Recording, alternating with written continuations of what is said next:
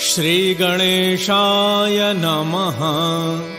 श्रीजानकी वल्लभो विजयते।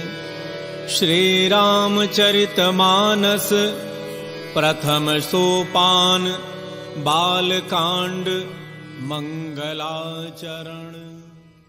सिद्धाः स्वान्तः स्थमीश्वरम् वन्दे बोधमयं नित्यं गुरुं शङ्कररूपिणम्।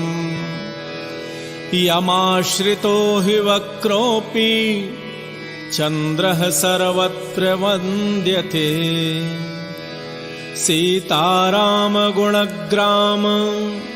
पुण्यारण्यविहारिणौ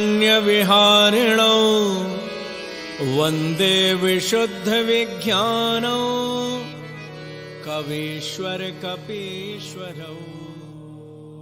मेरे प्यारे राम भक्तों, मेरे प्यारे कृष्ण भक्तों, आप सभी को जय श्री कृष्णा, जय श्री राम जी की। सनातन धर्म ज्ञान गंगा चैनल आप सभी को कोटि कोटि नमन करता है। मेरे प्यारे राम भक्तों, श्री राम जी और श्री कृष्ण जी कोई अन्य नहीं, स्वयं परब्रह्म परमात्मा इस सृष्टि में धर्म का नाश करने के लिए मनुष्य रूप में अवतरित होते हैं। इस सत्य को आपको समझना ही होगा। क्यों? ये सत्य मैं नहीं, भगवान श्री कृष्ण जी श्रीमद् भगवद गीता में हमें बताते हैं कि जब जब मेरे संसार में धर्म की हानि होती है, मैं अपने आप को एक रूप में प्रकट करता हूँ और इस संसार में अधर्म का नाश करके धर्म की स्थापना करता हूँ। हमारा चैनल श्री रामचरितमानस को, जिसे रामायण काल में, राम काल में वाल्मीकि जी ने संस्कृत भाषा में लिखा, उसी रामायण को अवधी भाषा में श्री गोस्वामी तुलसीदास जी ने कलयुग में आज से 500 साल पहले लिखा रामचरितमानस के रूप में।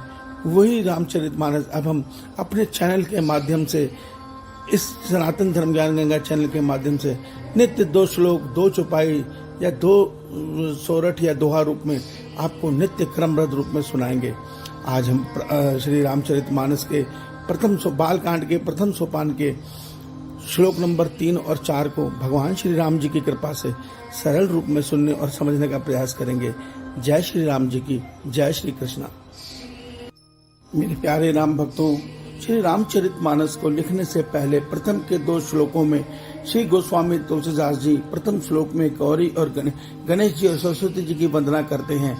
द्वितीय श्लोक में गोस्वामी तुलसीदास जी भगवान शंकर जी और माँ पार्वती जी की वंदना करते हैं और कहते हैं कि जब तक शंकर जी की कृपा नहीं होगी, कोई भी ईश्वर की भक्ति अर्थात परब्रह्म परमेश्वर के श्री मानव स्वरूप श्री राम जी और कृष्ण जी की भक्ति को नहीं प्राप्त कर सकता। उससे आगे आज श्लोक नंबर 3 में गोस्वामी तुलसीदास जी शंकर जी को गुरु मानते हुए उनको प्रणाम कर रहे हैं और कह रहे हैं, मेरे गुरु शंकर जी इतने दयालु हैं जिसकी कृपा से टेढ़ा चंद्रमा भी संसार में पूजा जाता है। श्लोक नंबर 4 में गोस्वामी तुलसीदास जी भगवान सीता जी और भगवान राम जी और माँ सीता जी को प्रणाम करते हुए कहते हैं कि इनके जो निर्मल लीला का यश है, उस वन में उसको एक लीला को एक वन मानते हुए ये कहते हैं कि हे कवीश्वर अर्थात हे वाल्मीकि जी, आपने इतनी सुंदर इनकी लीला का वर्णन किया है, मैं आपको कोटि कोटि नमन करता हूँ।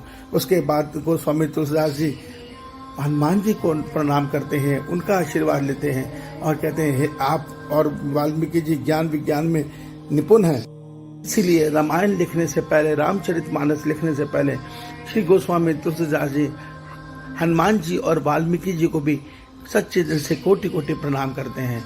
मेरे प्यारे राम भक्तों, जब मनुष्य तत्व ज्ञान को अर्थात ईश्वर को समझ लेता है, ईश्वर का अनुभव अपनी आत्मा में कर लेता है, तब वो ये सत्य देखता है कि इस ब्रह्मांड में ईश्वर के अतिरिक्त किसी अन्य की कोई सत्ता नहीं है।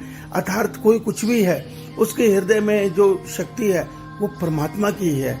इसको आप इस तरह से समझिए, अग्नि के अंदर जो तेज है, जो जलाने की शक्ति है, उसका शक्ति का जो स्रोत है, उसके हृदय में वास करने वाले स्वयं परमात्मा आत्मा रूप में उसको वो शक्ति दे रहे हैं।